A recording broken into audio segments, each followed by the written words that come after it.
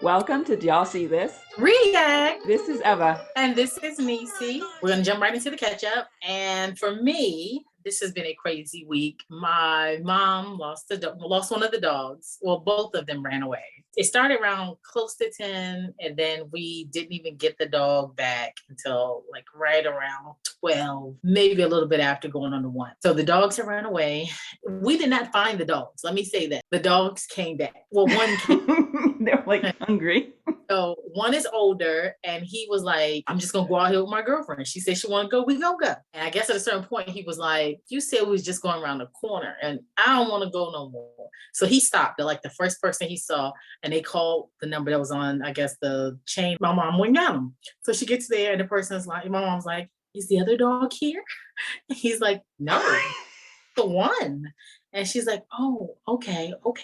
So then we're out there all night calling in Callie, the little one who was in my arms, guys, the little one. She ends up coming back the exact same way, rushing in, and she was partially wet because it was the dog we had got from my father. So it was like, really, like, we gotta find this dog. Well, other than that, I've just been going back to work. They playing games with the people. I just feel like if you're going to change the schedule after you put it out, you should tell people, because I'm going to go with the original schedule I saw. Moving on to Eva. So I've had a pretty good week at work. Okay. One of the things that has been frustrating me about my current position is we're going to summer reading. And it's a big, huge thing in libraries. I don't know if y'all have done summer reading. It's like the thing. But this is like the trinkets and the stuff. You come in and you tell us you read a day, and then you get a prize, and then eventually you can get like in a drawing for a big prize. So one of the biggest things I've been frustrated recently is like there's been no information. Like it starts June 3rd. We just got information this week. And I'm one of those people who's like, I would like to be prepared. I think the same thing as you were saying with the schedule. It's like, I just want to be in a place where I can help y'all. So help me help y'all. So I'm pretty good about being pretty chill mostly.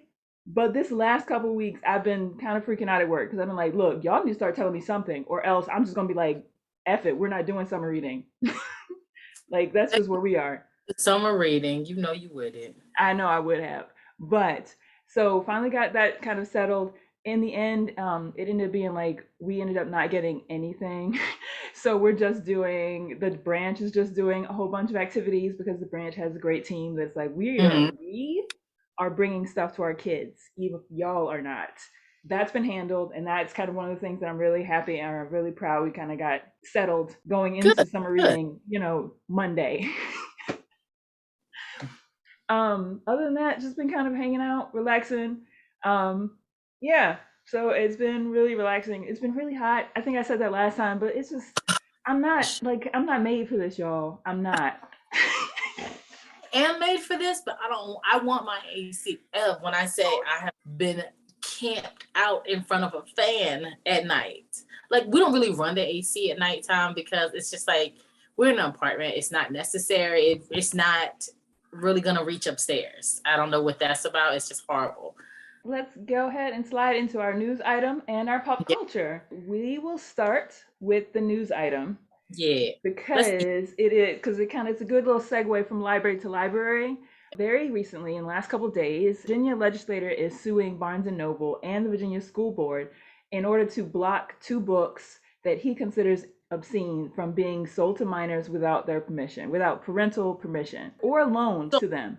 Yeah, so he does not want like a 17 or 16 or 15-year-old to be able to walk into Barnes and Noble and buy these 2 books. It's been going on, and it's one of those things that slightly frightens me, but it makes me think these legislators are stupid.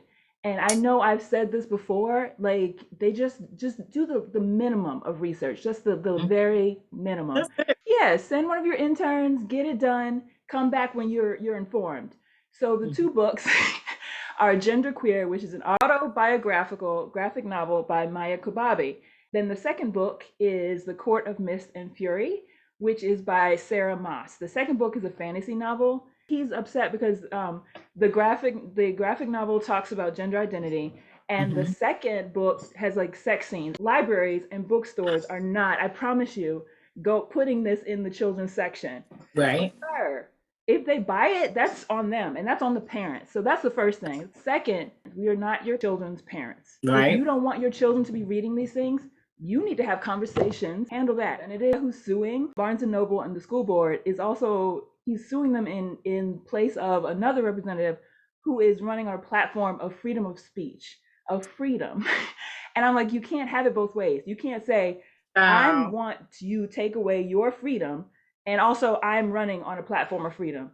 Pick one or the other. Say you want to censor things, or say you are totally cool with people making their own decisions. I can't. This week, what I found was that Kash Doll, Eva has no idea who I'm talking about, which is funny to me because I really like Kash Doll. And she recently had a baby, so she's now a mom like you. So you would like her now too. Oh, and she asked one of your favorite rappers, one of your favorite moms, how are you changing the baby's diaper with them long nails? Because she had a full set this week, and she was like, I don't get it. So Cardi actually went online and showed her how to do it. Oh. So see, you would like Kash Doll. I like that. But she posed a question to the internet, and it was, why do people think being toxic is cute? I really think it partially comes from taking the jargon of professionals, and it is now just so out there that people just feel like, oh, I know a little something, so I'm going to use the word. And even though they are using it right, because they don't really understand the impact that these actions really can put on a person, I think that's what people think is cute. Because there's nothing cute about being a toxic person or having toxic attributes. I'm just looking through the comments, and it's just, everybody is saying like they don't like it. Everyone seems to really tune in for the toxic. What you think, Em? To me, it almost feels like a tangent off of the idea that we love the bad boy or the bad girl. Like we love like those kind of, that kind of presentation. I'm talking, someone who demeans you, someone who is always late, who doesn't respect your time or space or money or your bodily autonomy. Like that's not cute. I don't like it. Someone who treats you gross. Some people are even saying that they feel like what's toxic to one person is normal to someone else.